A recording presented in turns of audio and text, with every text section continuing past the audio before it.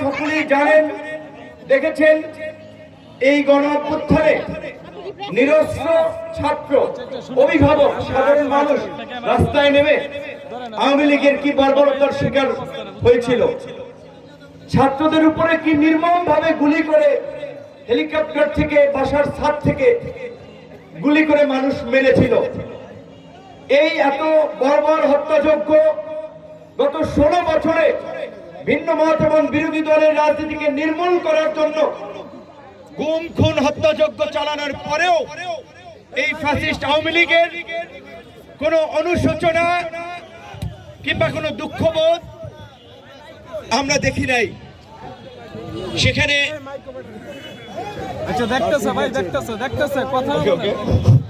সেখানে আমরা দেখেছি এখনো তাদের পৈশাচিক উল্লাস, এখনো তাদের হুমকি, যার ফলে জনগণ বিক্ষুব্ধ হয়ে, আপনারা দেখেছেন তাদের রাজনীতির তীর্থভূমি ধানমন্ডির 32কে গুড়িয়ে মাটির সঙ্গে মিশিয়ে দিয়েছে।